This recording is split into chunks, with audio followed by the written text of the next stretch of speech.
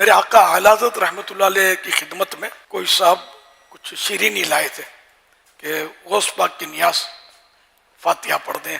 فاتحہ پڑھ دیا اور پھر فرمایا کہ اس کو اب بانٹ دو. نیاز بٹ رہی تھی کہ آپ ایک دم سے اوپر کہیں تشریف فرما دیں اونچی جگہ، تو ایک دم نیچے آ گئے اتر کے اور اکڑوں بیٹھ گئے. اکڑوں بیٹھنا اس کو بولتے ہیں جو گھٹنے کھڑے کر کے زمین پر بیٹھ گئے اور زبان کی نوک سے کچھ اٹھانے کی کوشش کرنے لگے. پھر آپ اپنی جگہ تشریف لے آئے اور فرمایا کہ بانٹنے والے کی بے خیالی میں ایک نیاز غوث پاک کا ذرہ جو تھا وہ زمین پر آ گیا تھا، تو میں اس کو نوک کے زبان سے اٹھا رہا تھا.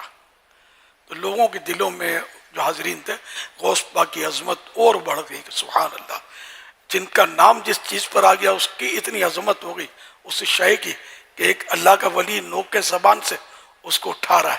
اس غوث پاک کی کیا شان ہوگی. تو غوث پاک کے بھی آقا پیارے پیارے مصطفیٰ صلی اللہ علیہ وسلم کی نیاز کا پھر کتنا احترام ہوگا. اور آج یہ نیاز کرنے والے جو ہیں یہ یوں پھینک رہے ہوتے ہیں اوپر سے، یوں لٹا رہے ہوتے ہیں، وہ نیچے آ رہا ہے اور پاؤں میں گر رہا ہے اور کچل رہا ہے.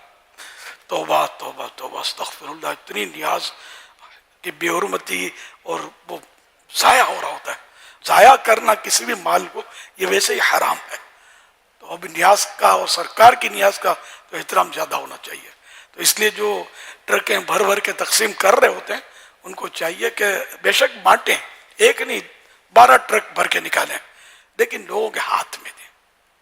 تھوڑے واہ واہ نہ ہو تو کوئی بات نہیں، لوگ آپ کو منتیں نہ کریں کہ ادھر ادھر ادھر وہ تفریح اور انجوائے نہ ہو تو کوئی بات نہیں، آپ دیں ہاتھ میں کہ یہ ہاتھ میں جائے تاکہ کسی کے پیٹ میں بھی جائے، نہ کہ قدموں میں آئے اور کچل جائے اور ضائع ہو جائے. آپ کو یاد ہوگا کہ جب بچوں کا جلوس نکلتا تھا تو میں نوٹ تقسیم کرتا تھا ٹرک میں. جی بالکل. تو لوگ ہاتھ اونچے کر کر کے لے ہی رہے ہوتے تھے نا. جی ہاں.